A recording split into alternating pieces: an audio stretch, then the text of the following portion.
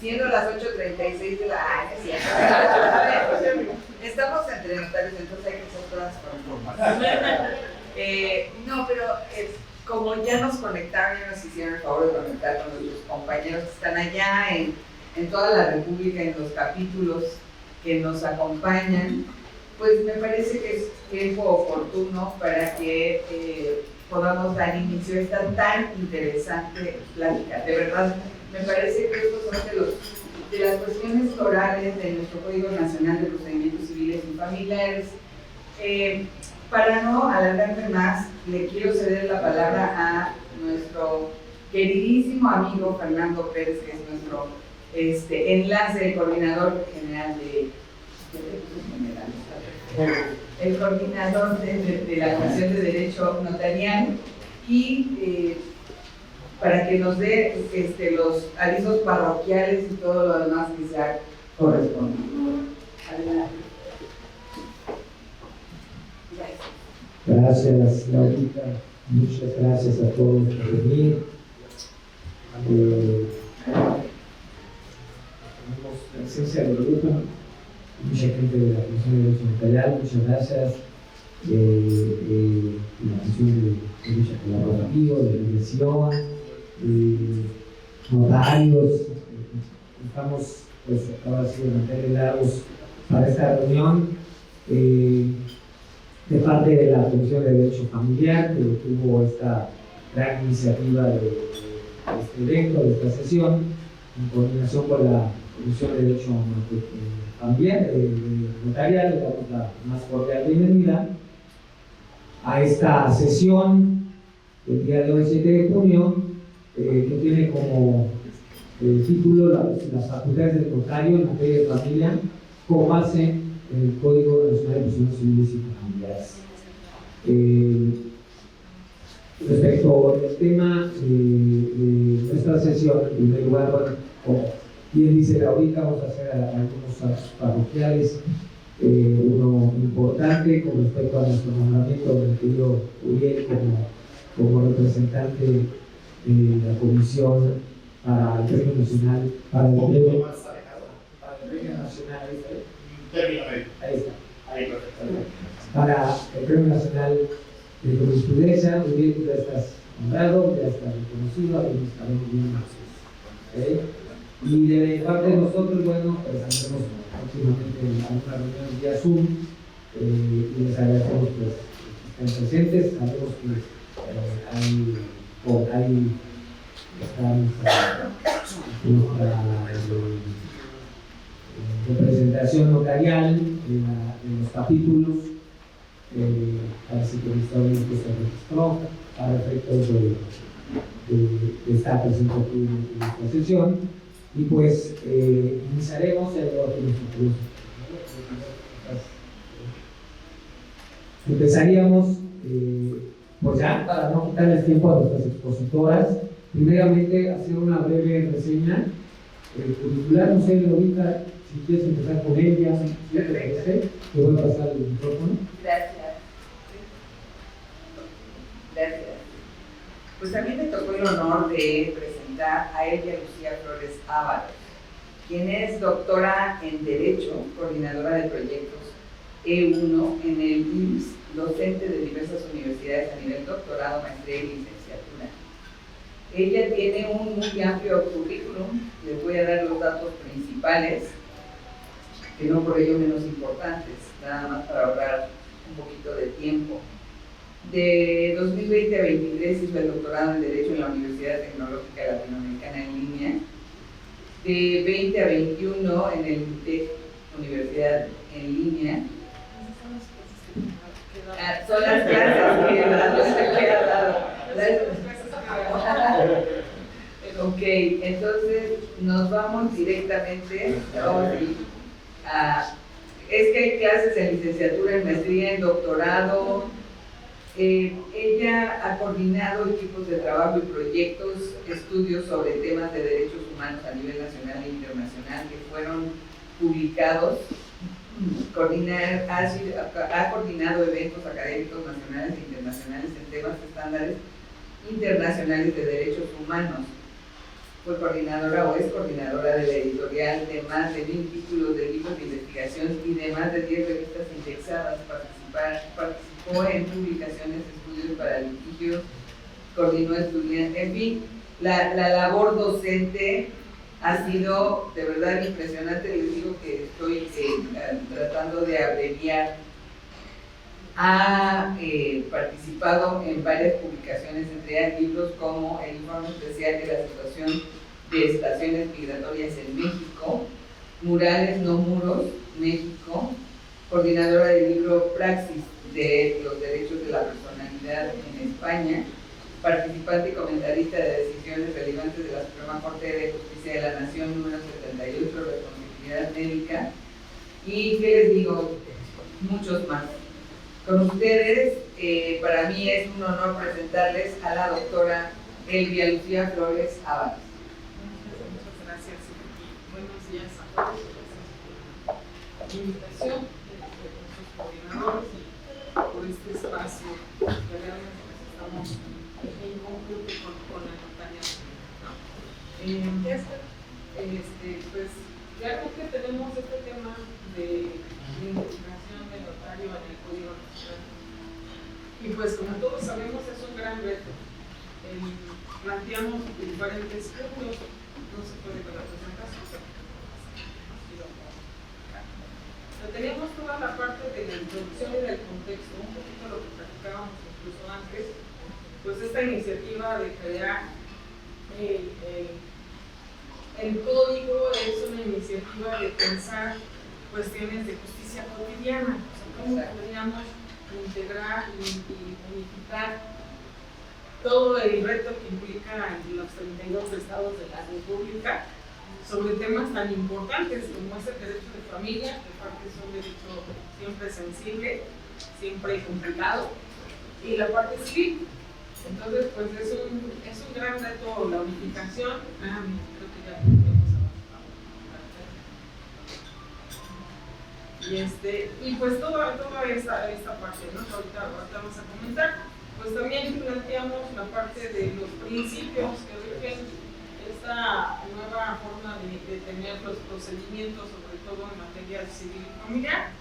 Posteriormente, pues la notaria nos va a ayudar con los temas que tienen que ver ya implícitamente con el notariado, que vemos que integra el divorcio ante el notario, la parte de las jurisdicciones voluntarias, seguramente también no fue el notario, la parte de las sucesiones, que si bien es algo que pues, prácticamente ya se conocía mucho, pues ahora van a hacer esa función, ¿no? También.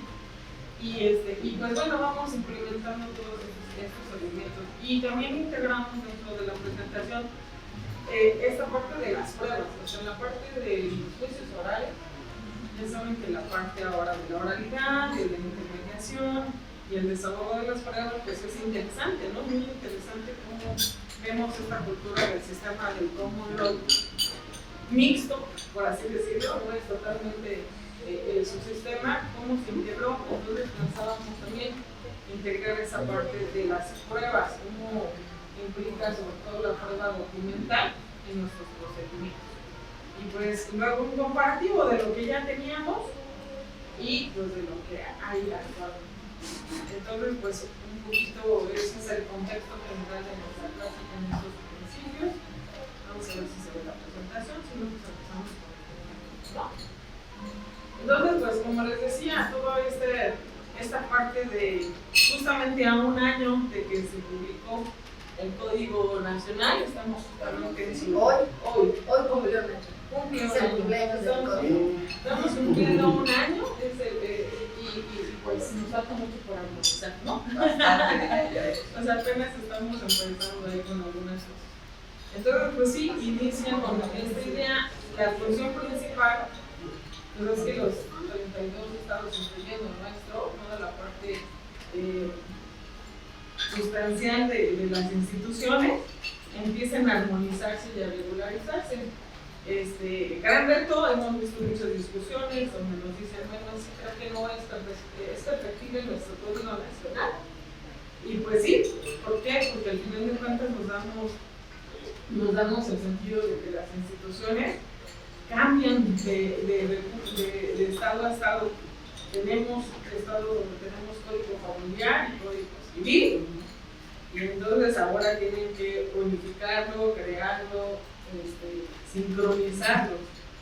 Y ahí es donde tenemos, por ejemplo, en el área de testamentos, pues, estados donde tienen todos los tipos de testamentos. Y la Ciudad de México tenemos que tenemos ya el público abierto. Y el Código Nacional nos habla de todos, entonces si se enfermamos,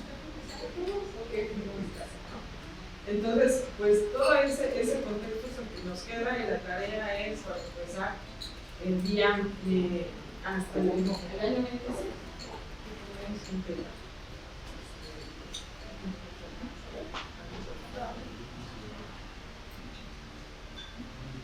Recuerden que a nivel marca, no voy a decir, pero luego son muy celosas para compartir familias. Pues entonces tenemos toda esa parte de, pues el reto, yo creo que eso es muy importante considerar esa parte del reto. Y luego ya viendo la parte de justicia familiar, justicia civil, creo que lo importante aquí también son muy importante. Ahora no sé cómo bajarla. Entonces tenemos todo ese primer reto de armonizar.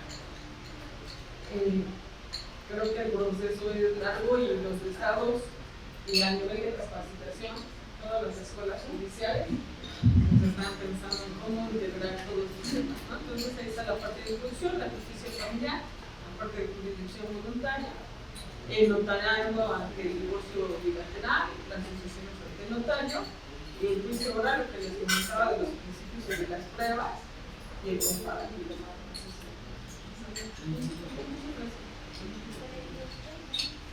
Entonces la parte de justicia, bueno, ya la introducción un poquito quedó, pero aquí la parte de justicia familiar y civil y todos estos principios procesales que ustedes ya bien conocemos y que vamos integrando, que parecen muy fáciles de integrar, pues son un gran reto, ¿no? Les decía, todo este principio surge a partir de esta política de un acceso a la justicia, de solución de conflictos mucho más rápido, de que sean etapas procesales y mucho más ágiles, pues implica todos estos principios. Implica, pues, lógicamente el acceso a la justicia, y esa parte del acceso a la justicia pues tiene un sentido de derechos humanos, de que todos tengan derecho y acceso realmente a los tribunales, a los apoyos, incluso en cuestiones de grupos vulnerables, que tengamos herramientas para que se pueda equilibrar o acciones afirmativas para equilibrar algunas situaciones de vulnerabilidad. La parte de concentración implica pues realmente hacer mucho más ágil el procedimiento, tenerlo integrado, evitar algunos temas también procesales que generaban más tiempo, ¿no? La parte de colaboración, nosotros integramos esta parte de colaboración en el sentido del código la integra, en el sentido de que pues todos tienen que participar, incluso la parte de mediación, también la parte de exhortarlos a que haya otras formas de solución, pues es algo muy importante. La continuidad, pues darle un proceso mucho más rápido, mucho más ágil, de contradicción, pues todo el mundo tenemos el derecho a esa defensa, a oír argumentos y contraargumentos y ser escuchados en juicio de manera adecuada. Muy bien.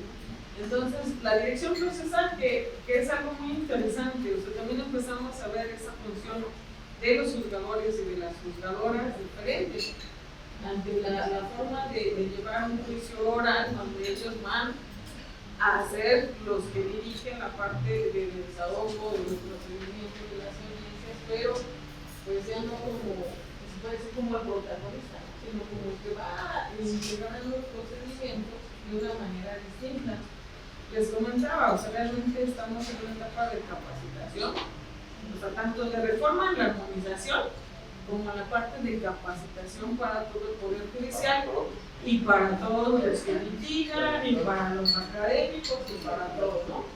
Lo comentaba también al principio, que bueno, el Instituto de Investigaciones Jurídicas del Notariado el presidente tuvo la iniciativa de lanzar un congreso nacional que se va a realizar, como estábamos en conjunto con Investigaciones Jurídicas de la UNAM, y para noviembre. Entonces, pues para tratar todas estas diferentes etapas del código, ¿no?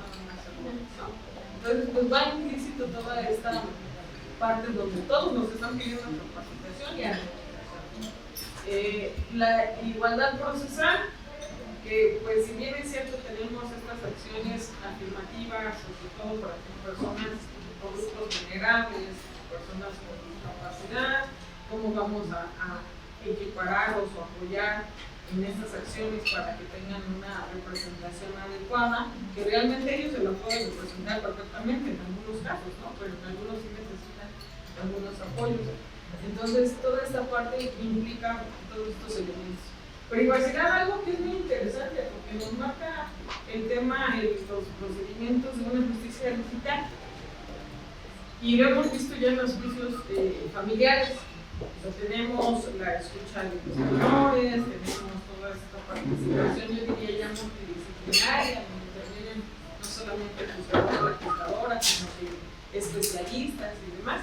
Pero pues yo lo veo en YouTube y veo el rostro del niño, los nombres, a qué escuela va, cuántos hermanos tiene, o sea, vemos todo, ¿no? Y si tratamos de buscar a proteger a los grupos vulnerables, este derecho de privacidad todavía no se ve reflejado ni en el tribunal. Entonces ahí es algo importante porque implicaría acciones de demanda, ¿sí? Creo. Claro. Entonces por eso es que también pusimos estos temas. Intermediación, pues ya sabemos que esta parte de, digo, es bien, inclusive les digo a los litigantes, o sea, nosotros a lo mejor vamos para una audiencia, pero los jueces tienen que escuchar todas las cosas, ¿no? Y entonces pues es algo que suena muy bien, pero pues tenemos que implementarlo de una manera también adecuada. La preclusión, que las etapas procesales pues no las hiciste valer en tiempo, pero ¿no? Eso lo podemos entender perfectamente en materia civil, pero en materia familiar no tan fácil. ¿Por qué? Porque está justamente el otro principio que ahí está, que me adelanto un poquito, el interés superior de la niña. Entonces ese, en estándares internacionales, pues obligan muchas cosas y hay que conocerlas perfectamente bien.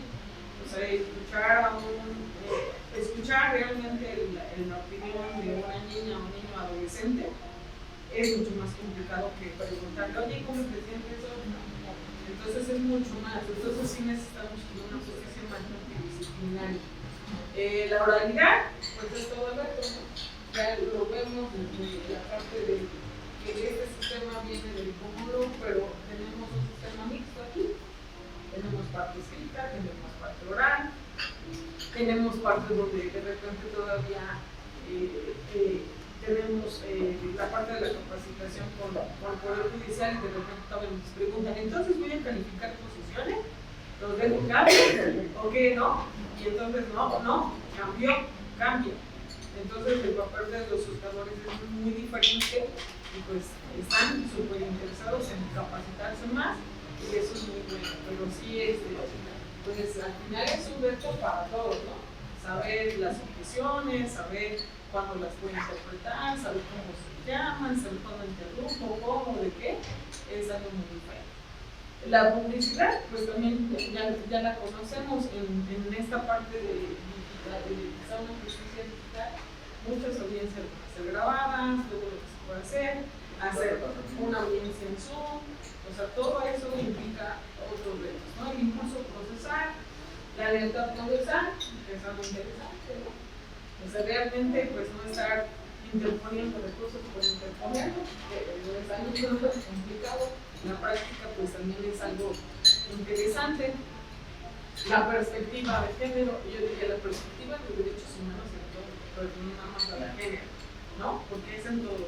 Entonces, pues ahí es una cuestión de igualdad, pero también de las acciones afirmativas que se necesitan, que se requieren, y que yo creo que se van a enfrentar a retos muy interesantes en nuestros juzgadores, como ya se han enfrentado actualmente, ¿no? La litis abierta, que yo creo que es también la parte en cuanto a los derechos de los niños, niñas y adolescentes, si hay algún tema, alguna prueba que valorar esa pertenencia integral, tomando en cuenta pues, el interés de la niñez, los derechos humanos, la parte de perspectiva de género. Entonces son grandes temas que si bien se van a ver reflejados o se tienen que ver reflejados en la parte totalmente procesal, todo eso. Puedes ponerte, es que tenemos gente. Ahí no sé. Ahí está. Perfecto. Muy bien. Gracias. No.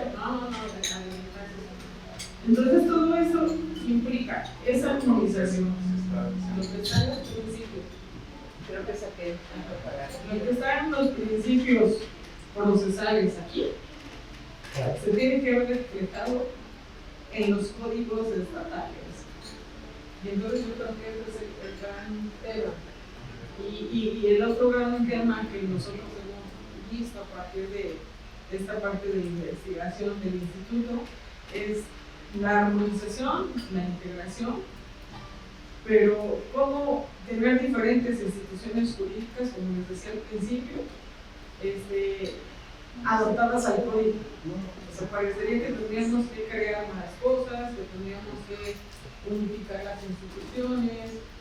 Ahorita simplemente en la parte de divorcio, en algunos estados de la República ya se consideraba el divorcio humanitario, pero son 5 de todos los demás, nos faltan muchos, ¿no? Pero les digo, a un año de que existe el código tenemos muchísimo trabajo por realizar, y ese es uno de los grandes retos. Todos estos principios, muchos con base en derechos humanos, integrarlos en nuestros códigos civiles, eso es interesante. Civil y familiar. Como que el familiar donde tenemos mucho en relación al interés superior de la niña y de la niña. Ahora imagínense en un contrato de arrendamiento meter temas de derechos humanos, ¿no? Y eso lo dejo como tarea. Porque pues sí tendríamos que pensar cómo vinculamos hasta cuestiones tan privadas con un tema de derechos humanos. Y que ya se empezó a vincular, o sea, hay que ya en procedimientos lo integra, porque ya está abierto.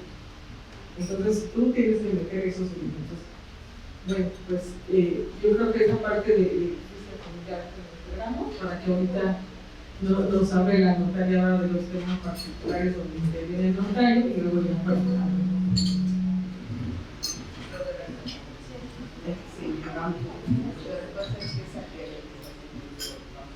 ahora vamos a ver. Ya, Ahí grabamos, exacto. Bueno, pues muy buenos días a todos y bueno, pues para no perder la continuidad de la conversación, los agradecimientos y demás creo que ya quedaron más que solventados. Y la realidad es que con el Código Nacional, ya lo decía él hace un rato, a partir de la reforma constitucional del artículo 73, en donde faculta al Congreso de la Unión, o se faculta al Congreso de la Unión legislar en una materia que históricamente venía siendo de competencia local, pues nos encontramos ahorita en el gran reto a nivel nacional de ver cómo vamos a homologarnos todos. Y particularmente en el Código Nacional se tomaron muchas de las regulaciones que había en varias entidades, por decirlo de algún modo, tomaron lo mejor de cada estado o las instituciones que venían funcionando muy bien en ciertos estados y nos lo colocaron todo en un Código Nacional que pretende que ahora todos hagamos exactamente lo mismo.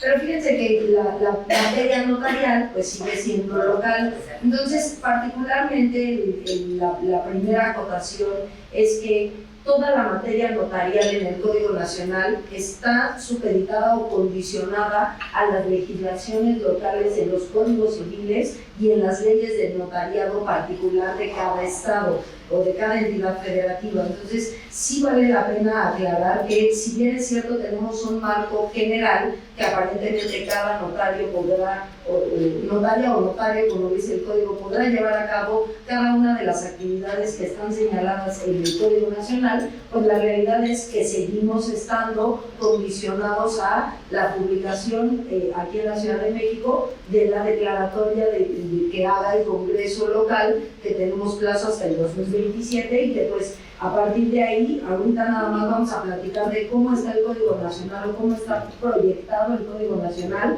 pero de todos modos estaremos condicionados a ver cómo cada entidad federativa va a ir condicionando, va a ir regulando esas actividades en ciertas cuestiones. Y lo primero es en materia de jurisdicción voluntaria. El Código Nacional, nada más a nivel de estructura, está dividido en más libros de lo que el actual Código Federal de Procedimientos Civiles. Y en el libro cuarto de los procedimientos familiares tenemos a la jurisdicción voluntaria.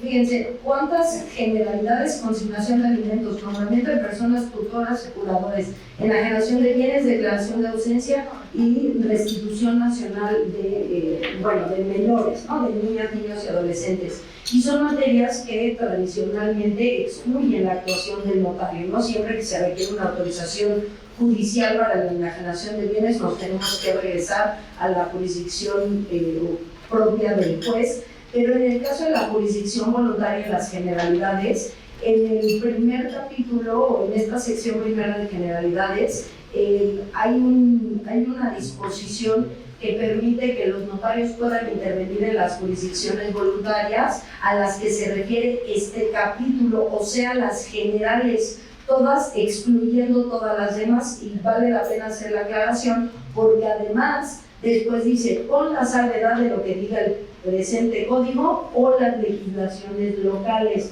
Entonces puede haber muchas jurisdicciones voluntarias en materia familiar. Aquí estamos hablando única y exclusivamente de la materia familiar, porque hay un libro distinto de las jurisdicciones voluntarias civiles. Estas son jurisdicciones voluntarias familiares. Ya el Código Nacional regula primero la parte general, luego viene la parte civil, luego viene la parte familiar, y dentro de la parte familiar se regula la jurisdicción voluntaria, el juicio oral o el juicio tradicional en materia familiar, y posteriormente ya vienen los juicios universales, que ahí es donde se regulan los temas sucesorios y el concurso para las personas declaradas en quiebra, ¿no? Entonces vale la pena irnos acostumbrando a que ahorita estamos hablando de las jurisdicciones familiares única y exclusivamente en materia familiar. Y si me preguntaran, ¿creen que en algún momento se vaya a poder que participemos en la declaración de ausencia y demás? Pues no lo sé, porque dependerá de cada entidad federativa cómo lo vaya regulando. Ahorita el Código Nacional, únicamente con lo que se refiere a la jurisdicción voluntaria, permite en materia familiar que se lleven a cabo esta intervención, y nuevamente haciendo la acotación con relación a esto. Y posteriormente a la jurisdicción voluntaria, precisamente, viene un nuevo capítulo, que es el divorcio bilateral. Que ese, en la Ciudad de México, sí es una novedad, porque hasta antes, o al menos aquí en la Ciudad de México, no había estado regulada la posibilidad de que el notario interviniera en la disolución del vínculo matrimonial.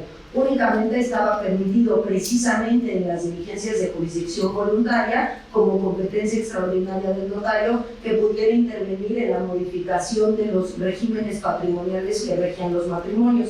Es decir, si se habían casado por separación de bienes, cambiar la sociedad conyugal, viceversa, establecer un régimen mixto, o inclusive celebrar las capitulaciones matrimoniales para las personas que desean contraer matrimonio y aportar bienes a una sociedad conyugal.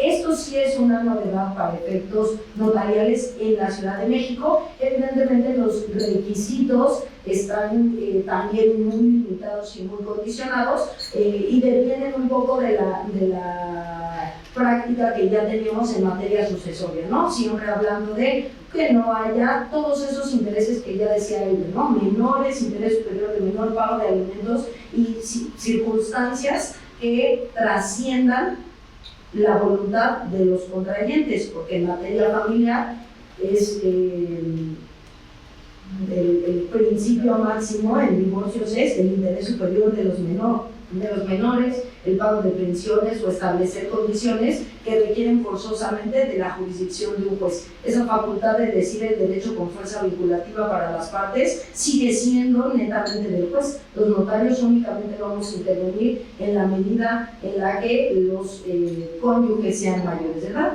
que no haya tema de alimentos y no haya tema de custodia o de patria potestad con relación a menores o con personas o con hijos del matrimonio que pudieran requerir alguna atención especializada en materia de discapacidad, etc. ¿no? Entonces, ¿cómo vamos a...?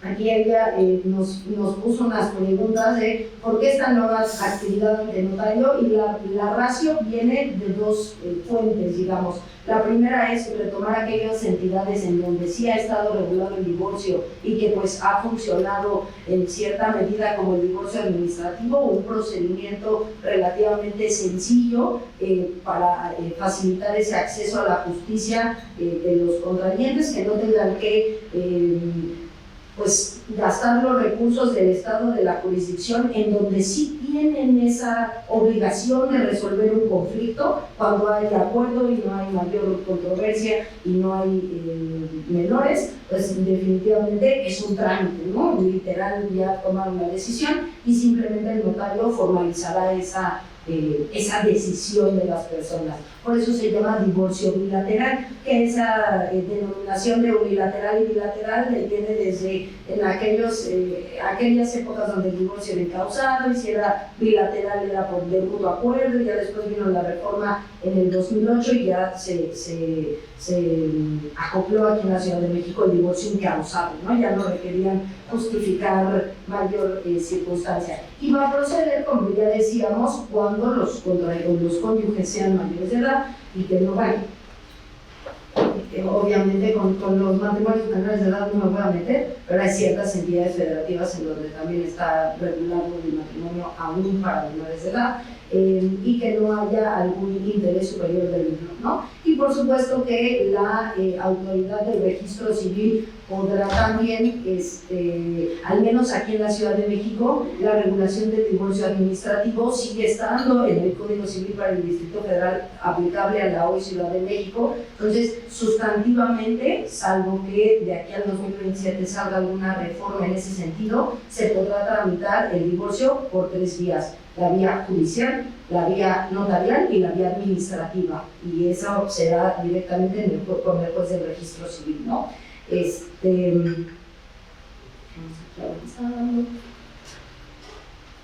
De las sucesiones, ya platicábamos también que en el libro 7º del Código Nacional está regulado los juicios universales. Honestamente, y en lo personal, me gustó bastante la denominación de los juicios universales, porque siempre quedaba la duda de cuáles eran los trámites que se acumulaban o no en la práctica con las sucesiones. Si el de cuyos estaba siendo demandado en otro juicio, si lo mandábamos traer o no a la sucesión y se acumulaba o se tramitaba en la vía civil y familiar para ver cómo iba a cobrar el acreedor antes de que se aprobara el inventario y sobre todo que se inventarían las deudas y que no se adjudicaran los bienes antes de pagarle al pobre acreedor que seguía el trámite. Creo que ahorita con esta nueva denominación pues no cabe lugar a dudas que se acumularán los procedimientos, por eso se llaman los juicios universales. La universalidad de la sucesión o de la masa hereditaria va a traer a todos aquellos asuntos que tengan relación con el autor de la sucesión y con sus acreedores. Todos los alimentos del autor de la sucesión, no nada más los alimentos en materia sucesoria, sino también los vencidos que haya tenido en vida, se van a acumular este juicio universal. Todo lo relativo a los acreedores, que también ya decíamos, todo se va a acumular en este juicio universal que es el juicio sucesorio. Y la intervención del notario está regulado en de tres maneras. La primera es que la continuación del procedimiento sucesorio se continúe ante notario. Está regulado en el Código Nacional la continuación del trámite sucesorio ante notario, que se inició en sede judicial y después se continúa en sede notarial con la etapa que corresponda como se haya quedado a nivel judicial. Está regulado también que se lleve a cabo el procedimiento en materia de testamento público simplificado. Siguió el legislador con la tendencia de el testamento público simplificado, que en la Ciudad de México estuvo del año 94 al 2012 y que ahorita pues solamente existen aquellos testamentos que se otorgaron con aquella validez. Me voy a permitir hacer una acotación porque justo en este tema, y se los voy a dejar nada más en el tintero, en este tema del testamento público simplificado, el legislador a nivel nacional reincorporó la posibilidad de otorgar un nuevo testamento público simplificado, precisamente como estaba regulado en su génesis el testamento público simplificado, que se titulaba en favor de él o los legatarios que se hubieran establecido y que se establecía ahí en el procedimiento la posibilidad de que a su vez él o los legatarios otorgaran en ese mismo instrumento el testamento público simplificado. Es la fracción quinta del artículo 810 del Código Nacional, y justamente pues refiere que en el instrumento de titulación notarial los legatarios podrán otorgar a su vez un testamento público simplificado. Aquel testamento público simplificado que al menos aquí teníamos ya en el baúl de los recuerdos para su otorgamiento, no para su ejecución, revive con la misma condición que dijimos al principio. Dependerá cómo el legislador en la Ciudad de México regule la entrada en vigor de este testamento para la Ciudad de México, ¿no? Entonces, marcamos con asterisco el pendiente y veremos cómo de aquí a 2027 se va desarrollando, si sí o si no se podrá nuevamente, con la interrogante natural que un código adjetivo no podrá regular la materia sustantiva, pero bueno, pues ya eso se lo dejamos a ella para que luego nos haga el análisis constitucional de la materia sustantiva, ¿no? Y creo que pues valdrá la pena el análisis en su momento si se puede, y con eso llevamos 2 intervenciones ante notario, y la tercera es la tradicional que hasta ahorita hemos venido ejerciendo en la mayoría de las entidades federativas, que es que cumpliendo los requisitos previstos en la legislación de los herederos o legatarios y con la competencia propia de las sucesiones intestamentarias, se pueda llevar a cabo desde un inicio en sede notarial el procedimiento sucesorio, que implica el otorgamiento de al menos 2 instrumentos notariales. El primero, la aceptación o inicio del trámite sucesorio, ya sea testamentario o intestamentario, con sus respectivas publicaciones, y el segundo, dependiendo estilos, criterios y caso concreto, protocolización de inventario, avalúo, aprobación o rendición de cuentas y la adjudicación de bienes en uno o varios instrumentos, dependiendo nuevamente el caso concreto, ¿no? Y cuando no puede llevarlo, el Código Nacional es congruente, digamos, con la tendencia que venía restringiendo la competencia al notariado, que es con relación a los herederos menores de edad, que necesariamente deberá llevarse a cabo en sede judicial, precisamente para que se respete también la intervención del Ministerio Público y todas las demás circunstancias particulares que se tiene que llevar a cabo. Otro dato curioso que está en otra intervención, que no sé si llamarla intervención del notario en materia sucesoria, es con relación al doctrinalmente llamado inventario solemne, aquel inventario que se tiene que llevar a cabo ante notario o por el secretario de acuerdos y que implica una formalidad adicional. Vale la pena nada más aclarar, este inventario solemne, así llamado por la doctrina, en el artículo 737 incluye en su fracción segunda que se debe llevar a cabo este inventario solemne cuando haya personas con discapacidad.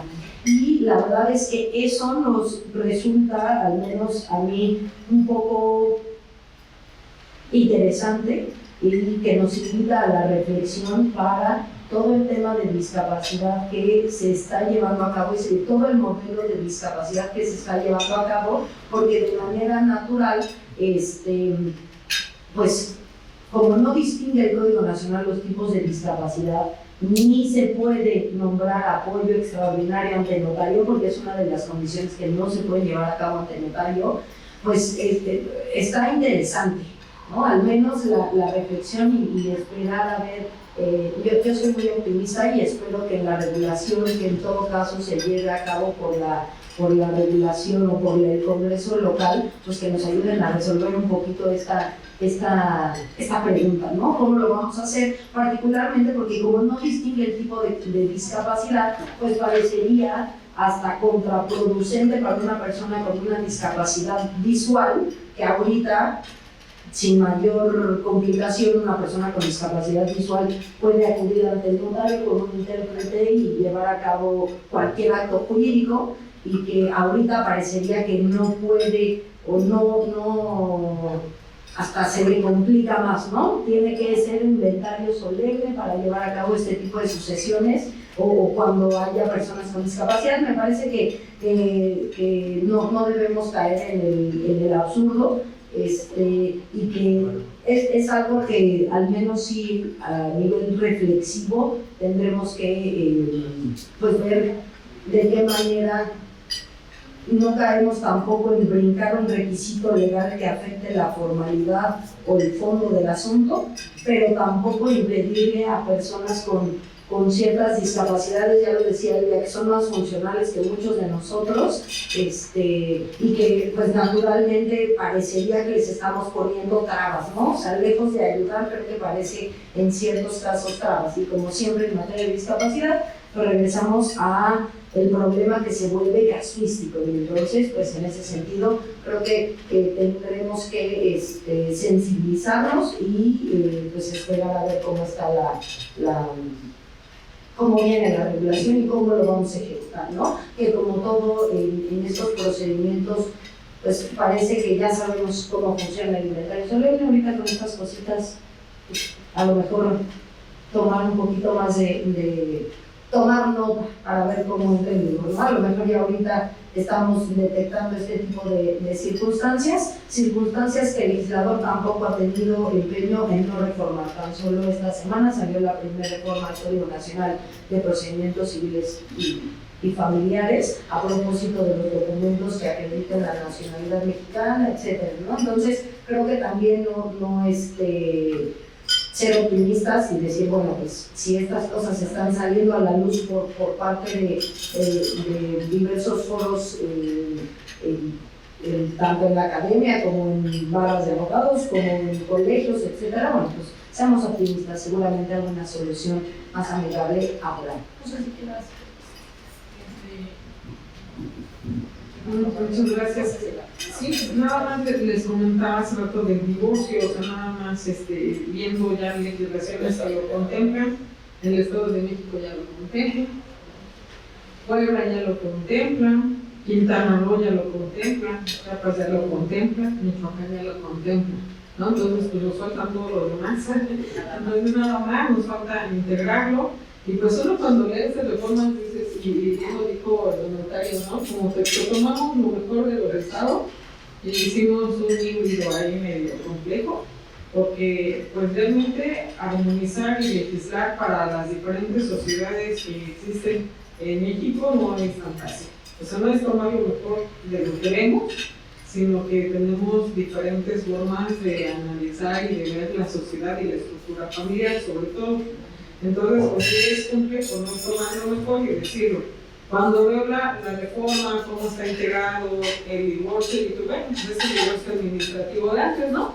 Nada más que ahora en vez de estar, no nada más con un fedatario que es el registrado, el registro civil, ahora pues también lo podemos hacer con un notario, con una notaria, ya no son igual que incluyente en el código, también es interesante, ¿no? Que nos cueste más trabajo luego redactar así, pero es importante que ya lo haya integrado. Entonces, pues sí, los requisitos es pues que sean, o sea, que no tengan hijos, o si los tienen, pues que sean mayores de edad y que no tengan problemas en cuanto a la disposición de sus bienes, que eso ya lo hayan resuelto, o de plano te dice que no tengan bienes y ya lo resolvemos rápido para que no sea un tema que se vuelve también engorroso para los tribunales. O sea, mucho de la estructura del código en sí es como desprecibilizar todo el trabajo que se tenía en los tribunales. Si lo puedo resolver en un día, resuélvelo. ¿Para qué nos vamos a un juicio con diferentes etapas, aunque sea una sola audiencia? Pero resuélvelo. Y también la otra parte que está interesante es la mediación familiar, ¿no? O sea, cuántas cosas no se pueden resolver a través de todo esta otra parte, ¿no? Sí, la verdad es que sí, ¿no? O sea, sabemos que es también esa idea y que tiene mucho también otro tema para analizar lo que comentábamos, la Ley General de Mediación, de los medios alternativos de solución de controversias. Entonces, pues, a mí se me hace muy, muy interesante, buenos temas de estudio. Y para el tema que comentaba la notaria en cuanto a la parte de incapacidad, pues realmente ahorita tenemos el nuevo programa, es un paradigma de entenderlo, es un tema también de derechos humanos, muy sensible, y es un tema que ahorita el presidente lo ha comentado mucho, que lo ha presentado en diferentes foros, ¿no? Nuevo paradigma de discapacidad e incapacidad. Entonces es como, yo digo que las palabras suenan parecidas, pero son muy diferentes, ¿no? O sea, yo siempre les digo, incapacidad no es igual a discapacidad, para empezar, y de ahí pues analizar todo lo que implica para el juzgador, todo lo que implica para los notarios, para las notarias, cuando estamos en presencia de una persona. Es muy diferente ser con discapacidad, que ellos comentaban en algún momento. O sea, yo tuve un alumno, una materia en la Facultad de Derecho, donde el primer día empezó a oír así mucho ruidito. Y yo decía, no hace tanto ruido, ¿no? ¿Y por qué? O sea, está jugando, y eso dice como, no me ponen la atención. Y entonces yo dije, bueno, a ver qué pasa. Entonces ya observé, tema primero, observar a las personas que están a tu alrededor. Entonces yo dije, ay, tiene una debilidad visual y está escribiendo. Y estaba en clase, ¿no? Entonces, pues, y todos volteaban, y yo decía, respeto, pues, aunque tenemos una persona que tiene otras características diferentes a nosotros y que está tomando sus notas así. Pero en verdad le costó mucho trabajo terminar la carrera. Hubo maestros que decían, es que me interrumpe con el ruido. ¿Yo qué hice? Pues tenía mi manualito que estaba elaborando y lo llevé a la biblioteca y les dije, oiga, tengo un alumno con debilidad visual y yo tengo un manual escrito con cuadros y todo eso, que es lo que yo pongo en mi material, ¿no? En mi pizarrón. ¿Qué hacemos con esto? No, pues lo pasamos a braille, ¿no? Y yo le decía, ¿cómo le hacemos el examen? Usted tráigalo, lo pasamos a braille. Y luego ya me quería enseñar braille y me dije, ay, para mí ya es mucho, ¿no? O sea, sí entiendo, puedo aprender algunas cosas, pero no todo. Pero entonces te das cuenta que tiene totalmente capacidad jurídica, capacidad de entendimiento y que se ha superado eso que lo hace diferente. Y entonces piénsenlo ahora en un juzgado oral, ¿no? Y les va a trabajo también de repente dar sus ideas, porque les decía diferentes. Entonces, pues son retos, son nuevos paradigmas que nosotros en base a esos derechos humanos pues tenemos que integrarlos. Litigantes, el juzgado, si el litigante ve que tenemos una persona que tiene algunas dificultades para expresarse, pues ¿cómo le voy a hacer para que se presente en un juicio oral y que no me lo desbaraten con las objeciones? Tengo que hacer esas acciones afirmativas yo como litigante previo a presentar un juzgado, ¿no? Y entonces estos son los retos que yo veo así a nivel práctico, que están muy claros ahí, qué bonito suena, ¿no? La oralidad, el juez va a estar, la jueza va a estar, pero y si se pone muy nervioso y no quiere hablar, ¿cómo lo voy a hacer?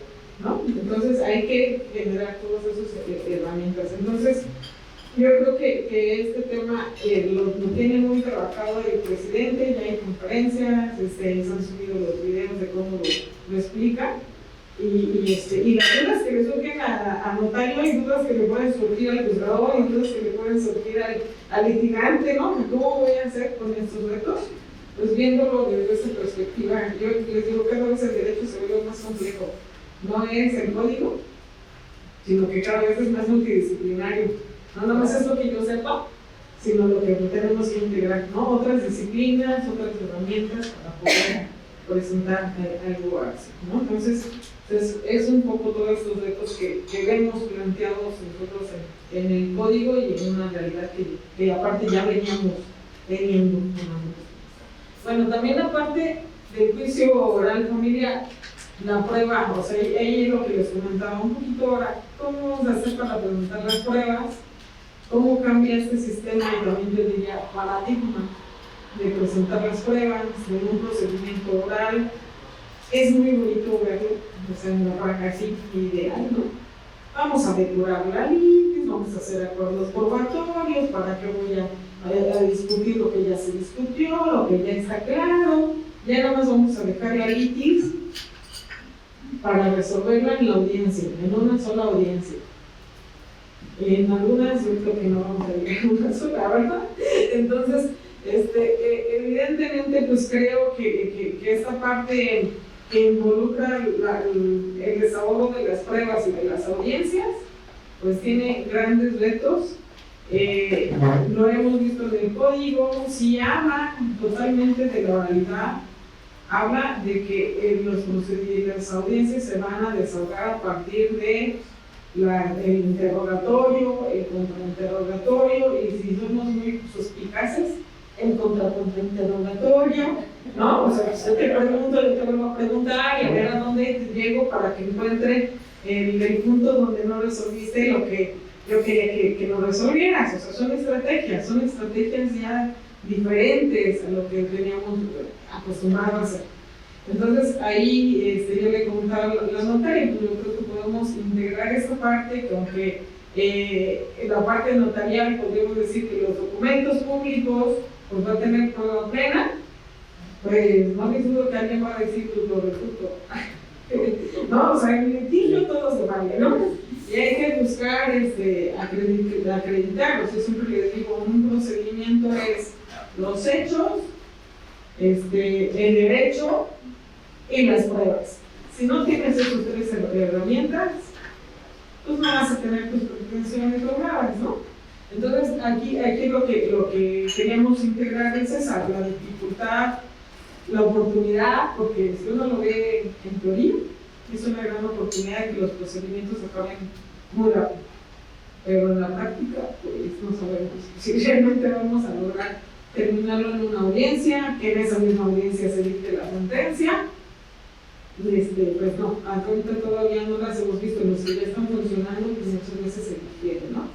Entonces, sí, la parte de los documentos realizados ante notario tienen fe pública, es un documento privado, pero sí nos queda la duda de que alguien quiera decir esto impugno, si nos impugnan los testamentos, ¿no? Entonces, esto es un tema también interesante, que creo que también nos deja ahí la reflexión de cómo litigante tú puedes considerar, aunque esté perdido el asunto, decir, no, yo de todos voy a apoyar. Y eso es su tema. O sea, es lo adecuado, ¿no? Es lo adecuado. Tú estás defendiendo a un cliente y estás defendiendo una postura. Y de ahí, pues tú tienes que presentar todos tus elementos que creas convenientes para tu defensa. Entonces, pues sí lo queríamos también mencionar aquí. La parte de las objeciones que les decía, o sea, es un tema crucial. Es un tema que a mí me ha gustado mucho, que he estado trabajando incluso en una clasificación de objeciones para tener herramientas para decir, o sea, no, el código no te dice una clasificación de objeciones, ¿no? Pero yo creo que es una herramienta muy útil tener una clasificación y decir cuándo puedo objetar algo y en qué momento, cuál es el momento procesal oportuno para hacerlo, cómo hacerlo.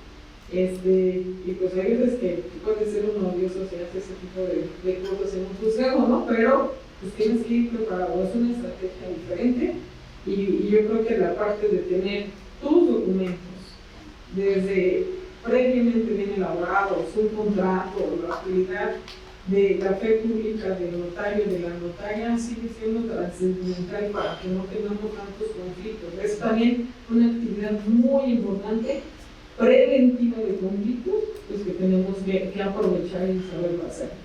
A lo mejor nos falta la cultura en México. ¿Para qué un contrato con notario si lo va a poder internet? Si alguien lo sabe hacer mejor, ¿no? Entonces, pues, la inteligencia artificial es un tema interesante también, ¿no? Pero bueno, entonces un poquito era la parte de las reflexiones aquí, de la importancia también de estas etapas más procesales. También con relación a la prueba, también supongo que la inteligencia artificial podrá ser el escrito de demanda, ¿no? También, y posteriormente, creo que al final, ¿no? Pues sí, creo que también en algún otro foro justo del instituto platicábamos de este tema y de los contratos inteligentes y de la inteligencia artificial. Y el día que a mí me tocó ir, una de las personas invitadas que fue era una de las muchas personas que estaban en materia de la consejería jurídica a nivel federal, y entonces estaba platicando de la oficialía virtual y de la cantidad de herramientas y avances tecnológicos. Y justo dentro de las cosas que decía era que con todas estas herramientas, pues el juez sigue teniendo la misma tarea, con mayores herramientas quizá, pero al final el trabajo que una máquina no iba a poder hacer era precisamente decir el derecho y resolver con fuerza vinculativa para las partes. O sea, no iba a poder tener esa sensibilidad de decir, con los elementos presentados, no tiene los elementos para tomar una decisión tal vez de un sentido de justicia, tal vez tenga una sensibilidad de que es equitativo, pero no necesariamente de justicia. Y cuando hablamos de justicia hay veces que si lo vemos en términos blanco y negro, objetivamente llegamos a un resultado, pero por un sentido de justicia resolvemos diferente, y eso creo que también es de los grandes retos que tenemos, tanto a nivel notarial, a nivel litigio, a nivel asesoría. La máquina no va a escuchar a la persona que llega llorando a sus despachos y diciéndoles y no sé qué hacer, y no es un tema de que la máquina le va a contestar, usted tiene derecho a ejercer una acción real, personal o del estado civil, pero difícilmente le va a escuchar con el fondo de decirle, no, es que esto ya no es jurídico, usted necesita un psicólogo que le ayude, necesita terapia, y esa parte, aunque ganen el juicio, no sé si les ha tocado, que a veces aunque resuelvan el asunto jurídicamente, en el fondo por la persona, por la atención de la persona, ese es el servicio jurídico en todas sus amplitudes, ¿no? O sea, todos al final prestamos un servicio humano para humanos, y esa sensibilidad yo creo que difícilmente la van a poder suplir, ¿no? O sea, creo que tendremos mejores herramientas, y creo que aquí lo ven, ¿no? O sea, con un cable ya pudimos resolverlo y no hubo problema, pero en el fondo la parte que como abogados a eso nos dedicamos, difícilmente creo que la puedan suplir. Esto de la discapacidad, ¿no? En el inventario solemne, llegan con la máquina y le va a decir, ni modo, necesito inventario solemne, así dice la ley. Y esa sensibilidad de decir, qué difícil es saber en qué momento aplicar la norma aparentemente protectora, están discriminando, esa sensibilidad difícilmente creo que la podemos lograr. Y a propósito de la prueba, tenemos también justo uno de los temas prácticos que vienen hoy en día a los que laboran desde las trincheras del litigio y del Poder Judicial, esta discrepancia eterna entre los documentos autógrafos y los documentos electrónicos, ¿no? Seguramente todos los que han llevado una asociación han presentado un acta de defunción digital, que es un PDF que aunque la impriman a color, no va a traer una firma autógrafa. Estas reformas ya en materia del Código Nacional se distingue la prueba documental física y electrónica, y se regula también la equivalencia funcional, que pues por diversos tratados internacionales, que tampoco es materia de esta plática el día de hoy, suple o de alguna manera ya nos resuelve un poquito ese dolor de cabeza de no trae firma autógrafa, su documento no es original. Ya el Código Nacional, en la prueba precisamente, en la prueba documental, tanto privada como pública, permite o regula la equivalencia funcional entre la firma electrónica y la firma autógrafa, particularmente en la prueba documental pública. Tenemos ya que próximamente tenemos un avance en el módulo de cotejos con la red integral notarial y la actuación digital notarial. En unos, espero, poco tiempo tengamos también la actuación digital notarial a nivel testimonios y a nivel instrumentos, nada más para que cuando vean un testimonio electrónico nos digan: ¿y ahora cómo lo voy a presentar? No se preocupen, en el Código Nacional ya también está regulado, y eso también pasará con las documentales públicas emitidas por cualquier otra autoridad, ¿no? Que vale la pena dar la buena noticia que en 2027 ya van a poder presentar sus actas digitales, ¿no? Digo, ahorita ya se puede, pero sé que hay ciertos temas en materia de apostillas, es un problema apostillar documentos firmados electrónicamente, porque no trae la firma autógrafa. Entonces, bueno, pues ya también mucha evolución y poca regulación en este tipo de admisiones, que al final pues parecería que es algo que ya es del día a día, ¿no? Todos nuestros documentos los traemos en PDF, nuestro CURP, nuestra acta de nacimiento, etcétera, pero ya en la trinchera del litigio, ya lo decía aquí, todo se vale. Entonces, pues, para evitar que alguien por falta de regulación pues quieran objetar la prueba, pues ya también está en el Código Nacional, ¿no?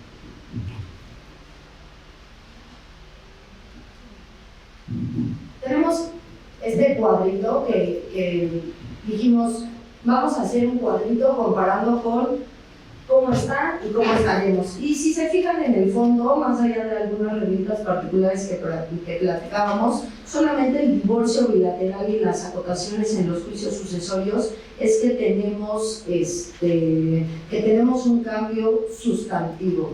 Creo que aquí está al revés, exacto.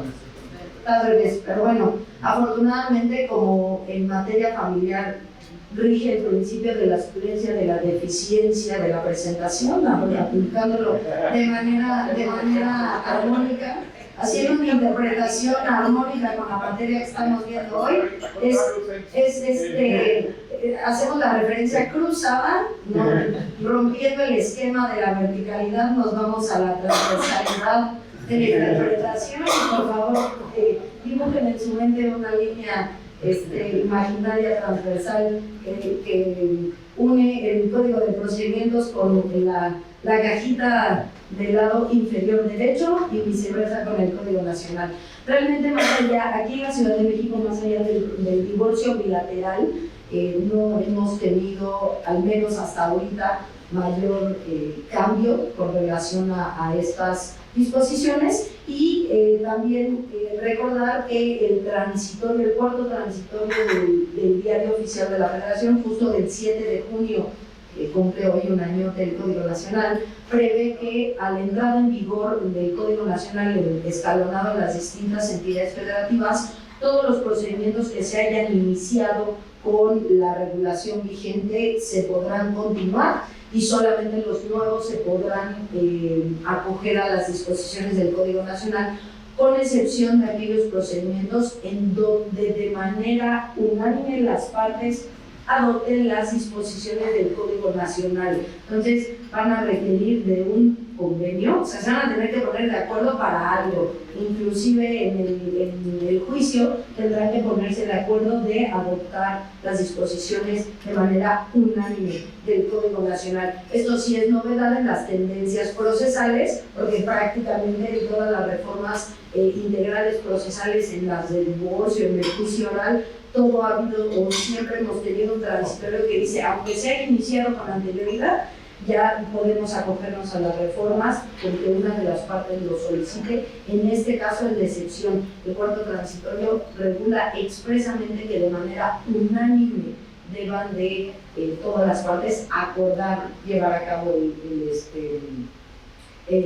adoptar las reglas del Código Nacional, ¿no? Entonces eso sí vale la pena también aclararlo, porque la tendencia venía siendo diferente. Entonces, para que no nos vayamos así como todos ya pusieron la frase en su cabeza, no la voy a decir yo, la pensaron ustedes, que crean o que consideremos que en automático se adoptan las reformas. La única salvedad que yo encontré es tal vez por interés superior del menor, creo que sí podría un juez adoptar las disposiciones del código y más allá de las disposiciones voluntarias de los padres, ¿no? Creo que sería el único caso en donde prevalecería el principio de interés superior del menor. No sé, yo creo que nos dejamos en un espacio si gustan de preguntas, alguna inquietud. Vamos a quitar la niña hasta.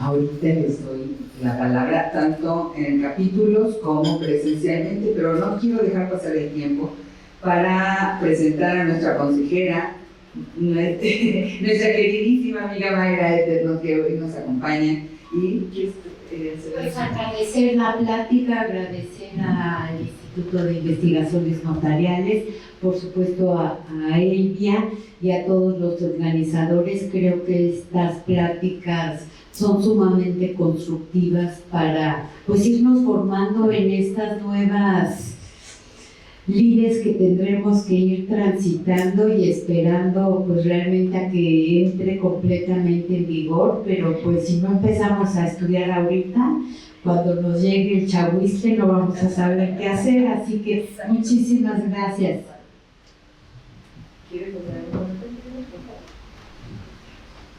Gracias Mayra, gracias Laurita. Solo decirles que se me pasó presentar a nuestra querida notaria que ya todo el mundo conoce. No necesita presentación y se presentó con la exposición que hizo. Además, después del currículum de la doctora ya no, me dice que tiene un currículum muy corto, pero le digo, pues tú sí eres muy joven. Pero después de la doctora ya mejor ni me presenta.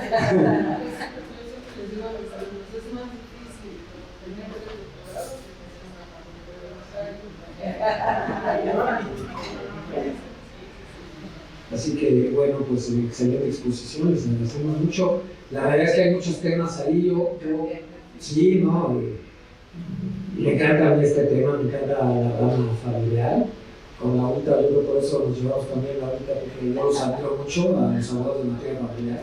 Me tocó exactamente el día de antier una diligencia para una entrega de un menor.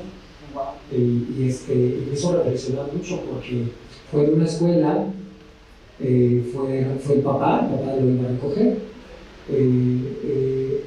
no me dejaron pasar a mí, a la escuela. Regresa el papá y me dice, no me dieron al menor. Entonces, bueno, yo como andaba, dejé pasar para dar fe de qué pasó. Y al final, el tema es que el menor no se quiso ir con el papá. Entonces reclamaba a la familia, pues estaba la mamá, la abuelita, que por qué no le daban al menor. Y yo en un momento dije, bueno, es que también hay que proteger el interés superior del menor. A ver, sí, hay una resolución de juez, pero el niño no se quiso ir. Finalmente, gracias a Dios, el papá tuvo el sentido común de decir, no hay problema, ya vamos a seguir adelante con el proceso. Pero ese tipo de temas donde el notariado y el notario debemos entender que conforme al mensaje que nos da el nuevo Código Nacional y con los convenios internacionales, nosotros notarios debemos ir más allá de ser simplemente lo que tradicionalmente el notario hace en una diligencia. En una diligencia, me dice mi papá, es que tú como chinito nomás me lates, ¿no? O sea, no te metas en lo que están haciendo, tú vas a dar fe. Pero aquí creo que sí hay un tema adicional, hay unos principios que tenemos que cumplir, de inmediatez, el principio superior del menor. Yo creo que ahí tenemos que intervenir, ¿no? Con el principio de lo que decía Liliana, el principio del nuevo parámetro de la discapacidad, los nuevos parámetros que establece la Convención, y que nuestros códigos civiles también van a regular. Y algo muy importante que me voy a meter en algo que no me corresponde, pero el tema de haber regulado en la función voluntaria, el que el notario pueda intervenir, creo que sí es importante porque hay estados de la República donde su ley de notario no se lo permitía. Y ahorita, conforme el Código Nacional, sí se los permite. Entonces, son temas bien interesantes que están a analizar. Hay mucho que estudiar. Yo creo que quería yo comentar una disculpa por andarme metiendo. Al contrario, Fer, de verdad, muchísimas gracias. Y quiero decir que tanto Fernando como yo fuimos parte del grupo técnico revisor del Código Nacional. Fueron discusiones arduas por espacio casi de un año y quisiera hacer comentarios en relación con ello. Por supuesto, como dijo nuestra querida doctora Elia, los derechos humanos vienen decantándose desde la Constitución, esperemos no cambie muy pronto, ¿verdad? Los ordenamientos sustantivos tuvieron que ser absolutamente respetados. Este es un ordenamiento adjetivo, pero que no podría o no hubiera podido impactar las competencias locales. De manera que sí es cierto, tienes toda la razón. Fue un poquito ni siquiera tomar lo mejor, ¿para qué te digo mentiras? O sea, tratamos de hacer nuestro mejor esfuerzo porque además, como ustedes saben, era la iniciativa primero de un senador y después del Consejo de Tribunales y la verdad de las cosas es que salió otra cosa, bien diferente, pero que todos los que compusimos ese equipo tratamos de hacerlo mejor. Era imposible en el tiempo que teníamos de haber siquiera comparado las legislaciones, pero el respeto a las legislaciones sustantivas estatales se tuvo que dar sí o sí. Entonces, bueno, pues de ahí también muchas de las cosas que vamos a tener que quizá modificar en el futuro. Otro de los comentarios que quisiera hacer, y perdónenme antes de ceder la palabra, es que no es solo mediación. Bueno, yo ahorita no está Luisito, pero no es solo la mediación. En la ley que también participamos, en la ley de mecanismos alternativos, pues la mediación es uno de los, y yo diría en materia de familia, el derecho colaborativo es mucho más favorecedor para esa parte de las relaciones humanas, que bueno, no es el caso ahorita comentar. Las personas con capacidades diferentes fueron especialmente observadas. Tratamos ahí sí de hacer un análisis y un comparativo con tratados internacionales firmados por nuestro país, y creo que en la medida de lo posible pues también salió pues, humanamente bien y con las prisas y los tiempos, pero que bueno, no teníamos y hoy en día tenemos ahora herramientas que podemos echar mano de. En la Comisión de Derecho de Familia ya tuvimos una sesión en la que discutimos vigencia o aplicabilidad. Hace un año se determinó en el primero transitorio este Código Nacional de Procedimientos Civiles va a entrar en vigor al día siguiente de su publicación. Punto. Ahí está. Es vigente. Yo entiendo, y esta es mi discusión, yo entiendo que hay cosas que tienen que aprobar las legislaturas locales, entiendo que hay cosas que por cuestiones de recursos materiales, como son las salas de oralidad, pudieran no ser aplicables de inmediato. Pero como bien dijiste, y dijo la señora Natalia, en realidad el hecho de que se apliquen principios tan importantes como el de ingreso de niños, niñas y adolescentes, que también es esta otra parte del lenguaje que cambiamos, me parece que es algo que debe de hacerse ya.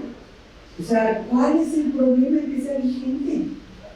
O sea, en contra de quién pudiéramos ir o contra qué norma pudiera estar el hecho de que hagamos vigente todo lo que pueda favorecer a los niños, niñas y adolescentes.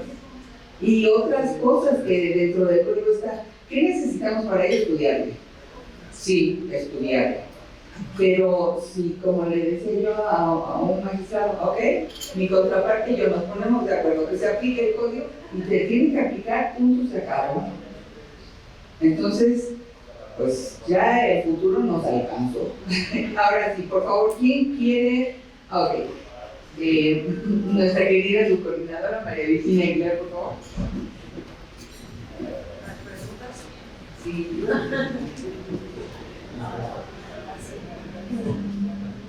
Gracias, buenos días. Bueno, primero que nada, felicidades por la exposición, excelente el tema, un temazo. Creo que tenemos que prepararnos todos a lo que viene, pero yo creo que los retos sí son grandes. Miren, por principio, y es solamente comentario, ni siquiera es para es en cuanto al divorcio bilateral, qué bueno que están ustedes, porque el oral actual del bilateral nos lleva más tiempo que un hidrosáforo, porque nos ponen una serie de trabas impresionantes y además nos amenazan con una multa desde el principio, que de verdad uno va por la multa, no por otra cosa. Esa es la primera parte. La siguiente es que esto de la discapacidad es un tema. Ya yo lo estoy viviendo en 2 o 3 casos, en donde ya por la Constitución es inconstitucional, ya no puede ser un gratuito. Y luego, no, pues aplícale apoyos y salvaguardas. ¿Cuáles? Los que vienen en la convención. ¿Cuáles? Pues ahí está, ¿no? O sea, te repiten lo que dice la convención y ahí aplican. A ver qué inventan. Y la verdad es que sí tenemos que ser muy creativos, sobre todo en derecho familiar todo es creatividad, porque se nos aplican cosas nuevas, que el poliamor y que ahora ya todas las de Finlandia quieren que haya permiso para que tengan varias esposas los hombres, porque ya no hombres. Hay una serie de cosas extrañas que de veras tenemos que ser muy creativos, pero yo creo que también tenemos que ser muy cuidadosos. Porque cuando se aplicó, por ejemplo, lo del cambio de la posibilidad de que los ejecutivos mercantiles se llevaran a nivel federal, había una serie de horrores impresionantes. ¿Por qué? Porque no tenemos la práctica. Entonces, estas pláticas yo creo que son muy buenas porque nos permiten la práctica, la académica y la posibilidad de qué vamos a hacer con todo lo que tenemos encima, ¿no? Y sí, yo creo que a mí me parece que todavía nos va a faltar un rato en cuanto a firmas electrónicas, o sea, todo lo que es electrónico, vaya, si ni siquiera sabemos meter, imagínense. Entonces, de todos modos, la verdad es que será meramente era un comentario y sí tenemos además un super reto con el nuevo gobierno, que nos vienen cambios judiciales importantes. Entonces, habremos de tener paciencia, conocimiento y luchar juntos. Optimismo. Gracias. Adelante, por favor. Maravillosas exposiciones, muchas gracias, han sido muy enriquecedoras.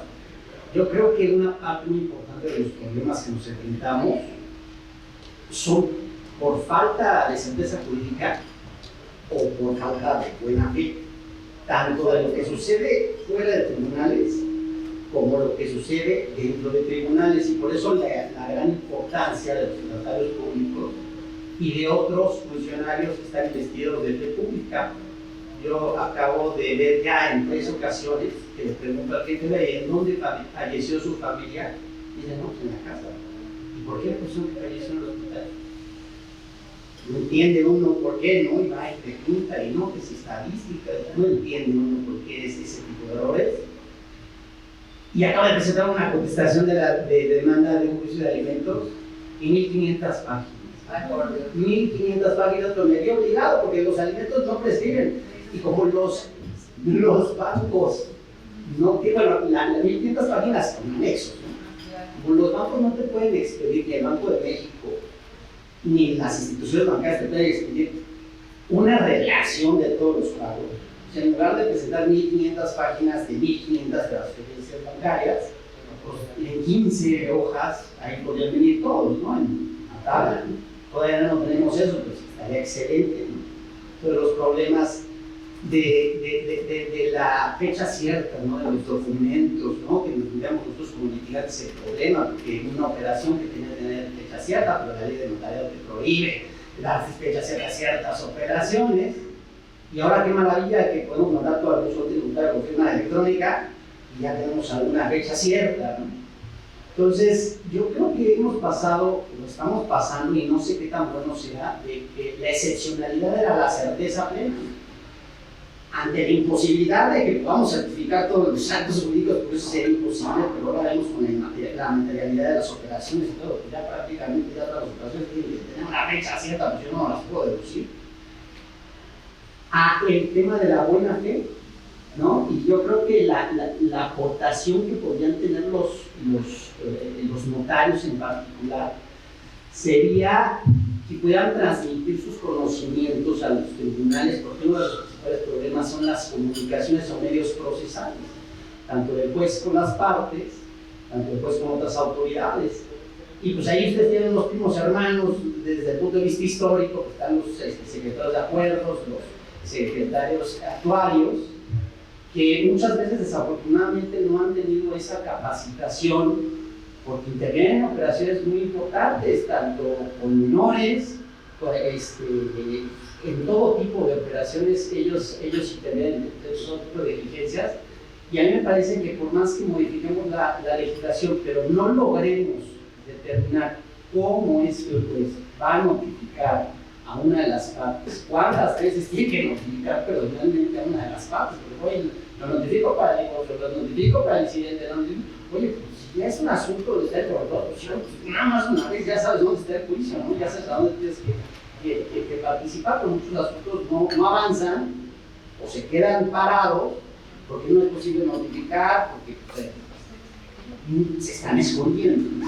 Entonces, pues, a mí me parece maravillosa la exposición y pues muchas gracias. A ver, Fer. No sé si tengan alguna adelante.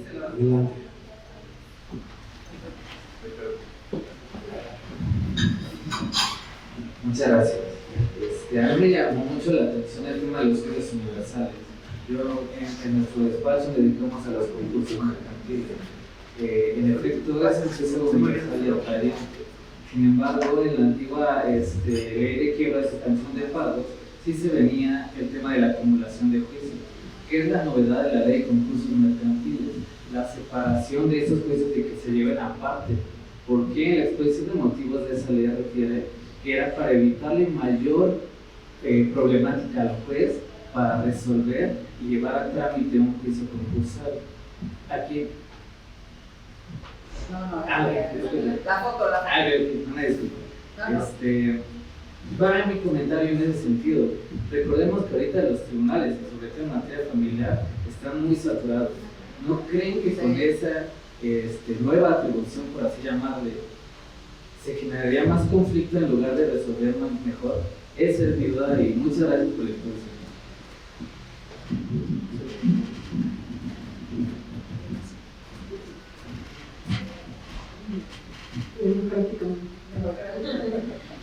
Fíjate que una de las cosas que a mí me sorprendió fue eso, pues en la parte, bueno, qué bueno que los agruparon, ¿no? Como juicios universales, porque ahí yo cuando los vi dije, me acordé de la teoría de la universalidad del patrimonio, que pensábamos que era una teoría y que tiene mucho que ver en la práctica, ¿no? O sea, tanto para la asociación como para para un concurso de personas civiles, como para un concurso de personas mercantiles.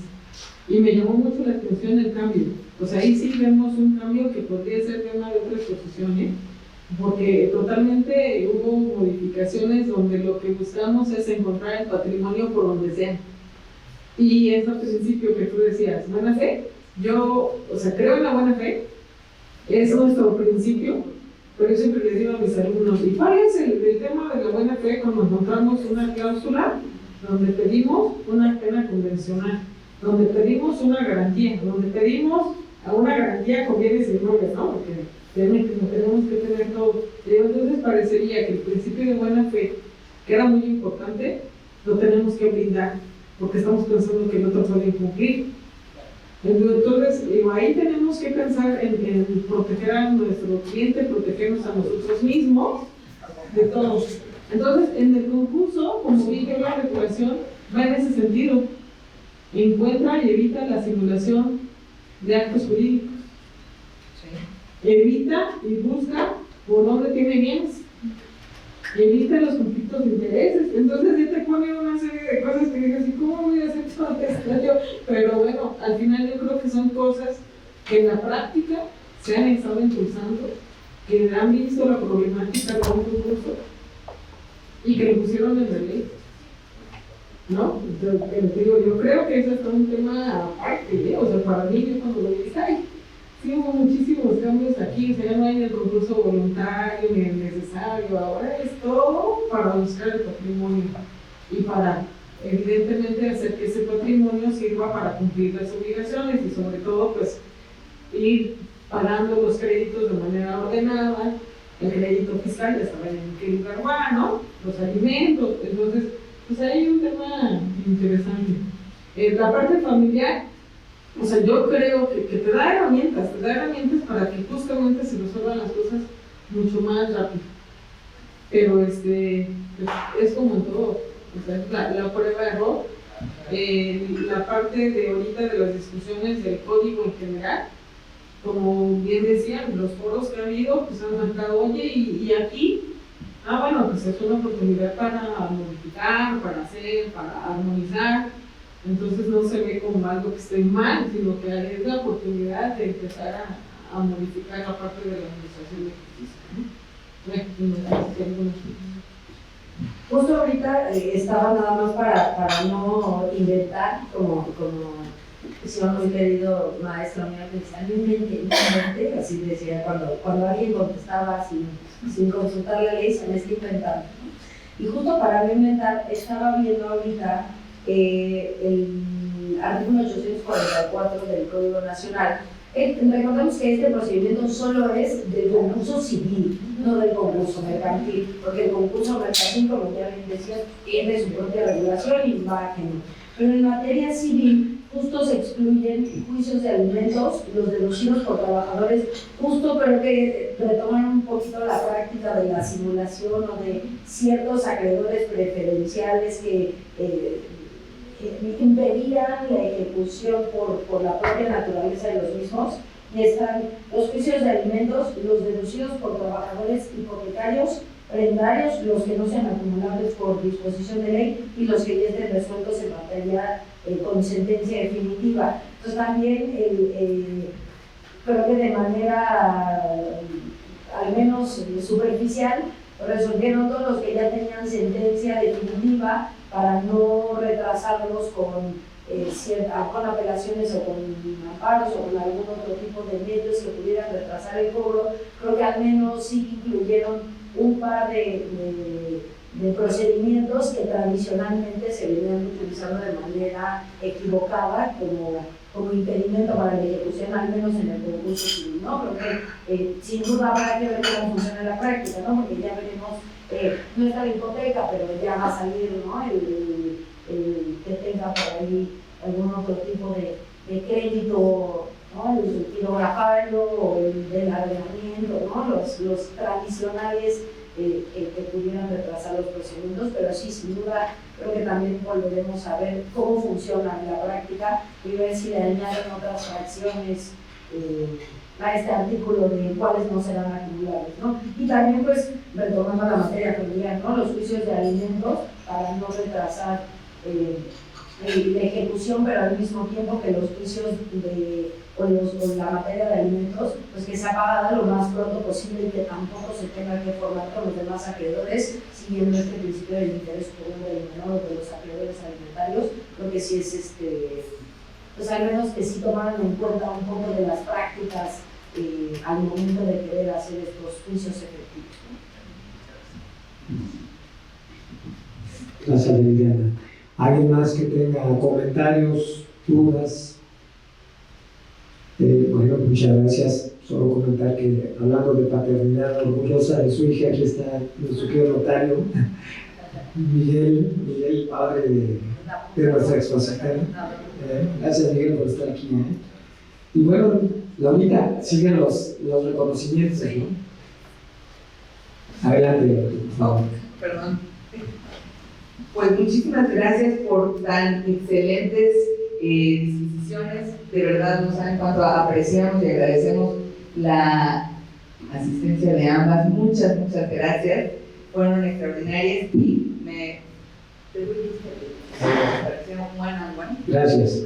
La Barra Mexicana Colegio de Abogados otorga el presente reconocimiento a la doctora Elia Lucía Flores Ábalos por su participación en la sesión conjunta de las Comisiones de Derecho Familiar y Derecho Notarial como ponente con el tema Facultades del Notariado en materia de familia con base en el Código Nacional de Procedimientos Civiles y Familiares. Para mí es un honor haber tenido a las dos. Muchas gracias. Gracias, Laurita. El reconocimiento también para Liliana Gutiérrez Robles por la participación en esta sesión de las Comisiones de Derecho Familiar y Derecho Notarial por este tema, Facultades del Notario en materia de familia, con base en el Código Nacional de Procedimientos Civiles y Familiares. Gracias, Liliana. Gracias. Adelante.